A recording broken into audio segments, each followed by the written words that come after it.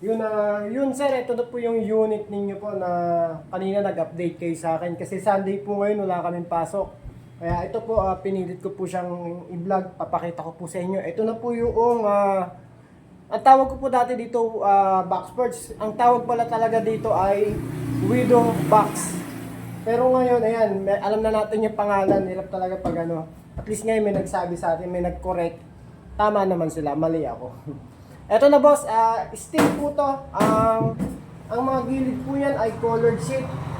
Ang ginamit pong materialis dito ay bakal po.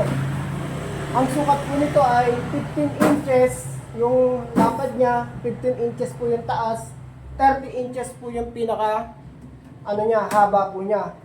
Na ito po yung detail sir, papakita ko po sa inyo para pagdating po dyan hindi kayo mahirapan. Ito naman po 2 section.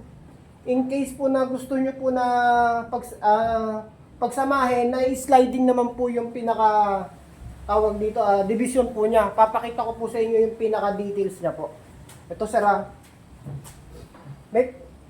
dito muna tayo sa may poop tray po siya. Ayan, poop tray po niya. Steel din po yan, poop tray niya yan. Tapos po, yung pinaka isa pa po niyang pinto, ito po yung maliit. Ito po yung main, ito yung secondary. Meron na rin po sa kasamang tawag dito, nest po niya. Stainless po, na lalagyan niyo na lang siya ng, ano ba ilalagay niyo, mga buhangin yata yun.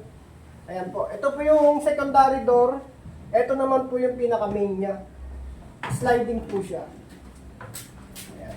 Hindi yung kamay ngayon, nagbablog ako. Ayan po. Sliding po siya, pati po yung kabila meron din po siyang secondary door. Ayan. Para kung sakaling ayaw nyo itong buksan, pwede po yung maliit lang. Ayan po. Ayan. Tapos meron na rin po itong sinamahan ko ng mga pin. Ayan, sinamahan na rin natin ng pin. Ayan po. Tapos meron din po sa pinaka-hook. Ayan.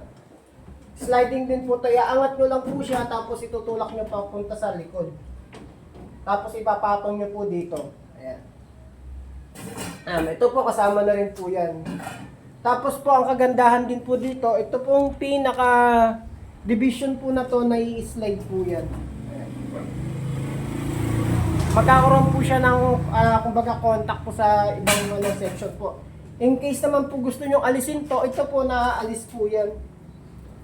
Alisin ko po.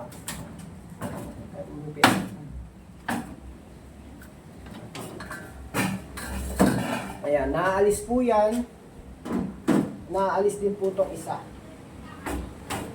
Pagka po kayo mag-alala, may lock din naman po yan, may lagayan po ng tornilyo yan. May pinakabutas po dito yan. Pwede nyo pong i-lock kung ayaw nyo pong sliding. Ito po, naaalis din po ito.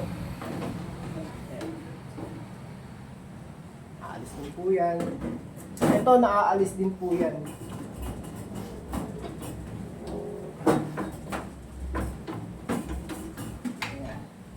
Naalis po halos lahat yan. Tapos ito po, naaalis din yung poop tray niya. Nahihila po. Yung poop tray po niyan, steel po. Ayan o. Kasi yan, setup po ulit natin. Tapos yung pinaka-flooring po pala niyan ay 1 by 1. 1 by 1 po yung pinaka-flooring niyan.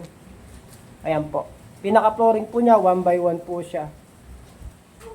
Ayan. Ngayon po, isa-setup naman po natin. Napakadali pong i-setup.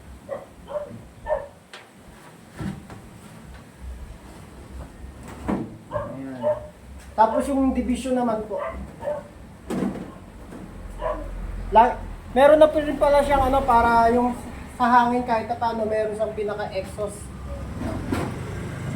Tapos pinaka-design na rin niya. Tapos may hawakan na rin po siya. Hawakan niya po yan.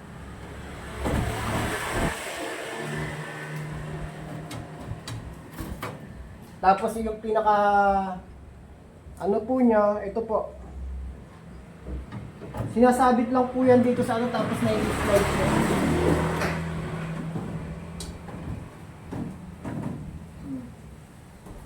Ganda, ganda. Pasensya na po sa tatamaan na gumagawa ng mga kahoy. Wala po tayong magagawa. May nagpagawa po sa atin ng bakal Kaya siyempre, si customer po masusunod at siyempre may kita to, kikita ako. Kaya kumbaga tatanggapin na po natin yung job order na yan. Ayan po boss. Sa nagtatanong po, ang presyo po nito ay 2,000. 2,000 lang po to, 2,000. Ayan, meron pa po siyang secondary door. Ayan. Ayan, secondary door po niya yan. Napakaganda. Ang dami na naman sigurado nitong gagaya na mga galvanized. Sigurado ako, marami kagaya nung pangmanok namin. Dati, kami lang halos meron nun. Ngayon, ang dami nang lumalabas na galvanized, kaya lang marupok. Hindi kagaya ng gawa namin, talagang metal. Ayan. Makakakuha na naman po kayo ng idea sa mga welder po dyan na nakapanood po nito. Pa-like and share naman po, tapos pa-comment naman po kung saan nakarating yung video na to. Ayan. Itong video na po to, hindi po ako nag-e-edit. Talagang ano po yan. Papakita ko po sa inyo boss ha. Ibababa po natin. Bababa natin yung pinaka tatapakan natin. Pero hindi natin tatapakan ng kasi may-ari niyan, magagasgas, magagalit si boss. Ang bigat siguro nito mga 5 kilo. 5 kilo mga ganyan. Ako na lang para hindi ko siya tatapakan dito kasi andito ang pinaka niyan eh. Ayan. Baka kasi magasgas, masira. Siyempre may-ari na nito. Pero sa tibay, mas matibay ito. Hindi natin pwedeng tapakan to kasi kahit ilagay nyo sa labas ng bahay kasi colored sheet naman siya. Okay na po.